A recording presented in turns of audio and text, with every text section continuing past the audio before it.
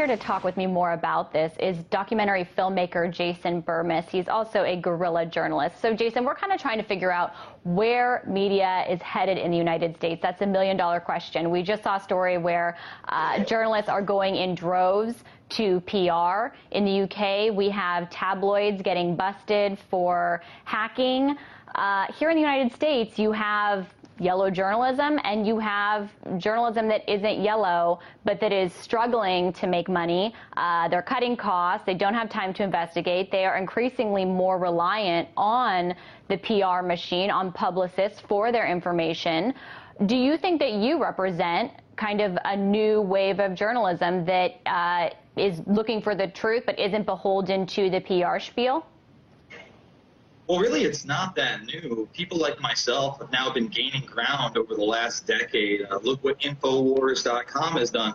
Look what your own correspondent and founder of We Are Change, Luke Rudkowski, has done. The problem is that the traditional media has really been exposed as nothing more than what is a public relations mouthpiece. And what is public relations? I think people need to go back and look where that term comes from. It comes from a man who is the father of this, named Edward Bernays, the author of Propaganda. And in that book, Propaganda, because it is a book, folks, a lot of people don't even know that, he exposes the fact that the people that are actually pulling the strings are largely in part people that we've never heard of. And this is just being exposed more and more as we're being lied to by our government and the media. We have so many confirmed cases over the past decade of the government being involved in what would be considered journalism.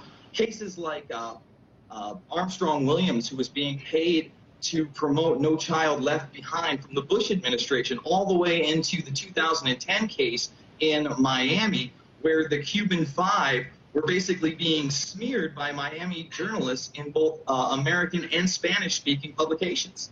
I want to get in here for a moment. I do want to clarify, Luke Rudkowski isn't an RT correspondent. He works with Adam versus the Man, which is a show that's broadcast on RT.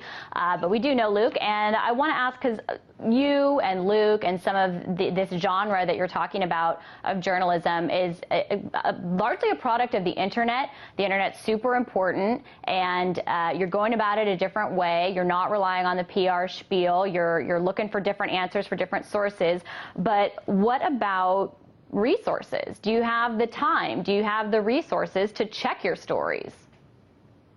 Well, absolutely. In large part, what we do is scan through the mainstream media and then go to the sources that they're reporting on. You know, we'll give those same people a call, or we'll find those same people and try to get them on the record. More and more, you're seeing us confront people like Ben Bernanke, Michael Hayden, Timothy Geithner, all these people you see in the mainstream media.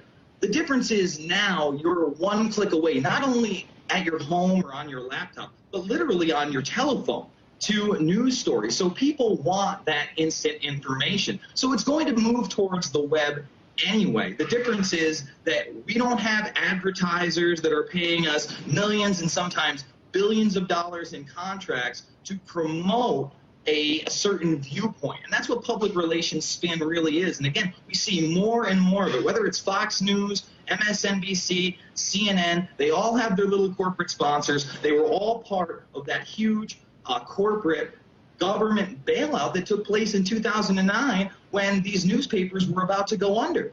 Really, the government openly owns these organizations. I want to ask you, because if you're carrying the flag for media and the direction it's going in the U.S., how do you prove you're credible? Because I would say that the #1 criticism launched against people doing things like yourself is that these are not credible sources, these are not credible stories. Well, just take a look at my last film, Invisible Empire, A New World Order Defined. Every single thing I put in that film is either verified by a CBS newscast or a Washington Post article or a government document PDF off of the military site or a government site. I don't just spout Johnny nonsense out to the public and expect you to believe it. I'm quoting actual sources, actual government documents, and I challenge anybody to find out anything I've lied about? Am I going to get my perspective 100% right all the time? Absolutely not. I'm a human being. Nobody can do that. However, the media doesn't even seem accountable when it lies and lies on purpose for its own benefit, which we're seeing more and more of. You know, I want to ask, too, because we are seeing this go on in the UK with UK tabloids and papers getting shut down because they're being found out that there's hacking going on at these Murdoch papers or allegations of that. But those kinds of papers are very successful in the UK, and it's a much more no-holds-barred style of reporting and journalism, which some would argue is immoral, some would argue unethical, some would say illegal. But it's been very successful, and it's been a moneymaker, and it's been influential in their elections and in politics as well. I'm curious if you think that model is coming here or is here. I think it's really already here in this land of infotainment. And when you talk about the tabloids, 90% of that is just garbage based on the next Hollywood movie star or the next big thing, or them trumping up a sex scandal with a politician. Almost none of it has any real relevance to our daily lives and what's going to happen in our future, you know, with our jobs, with our home security, with our national security. That's not what it's really about. It is about getting ratings, unfortunately, and most people in this popcorn American Idol culture don't really care about substance. So these news organizations really don't have to provide that to the public. Journalism used to be the fourth estate. It used to be a checks and balance on government. We no longer have that, unfortunately, and I would like to see a return to that. But when you have the government openly saying, you know, we might go get Julian Assange of WikiLeaks because he posted all this stuff, a journalist should have no allegiance but to the truth. And when you're getting government documents and simply publishing communiques for the world to see, you should have no bounds where you should be prosecuted by any body of law. How soon until you think that you're going to see more serious journalism going in the direction of the UK tabloids? Because some of those stories are political and do influence politics and things that you're arguing people should care about. So do you think that that model is going to increasingly be used for serious stories in the United States? I mean, I really don't see much of a difference between the Daily Mirror, the Sun, and Fox News at this point. They all blend this same entertainment / political scandal type journalism.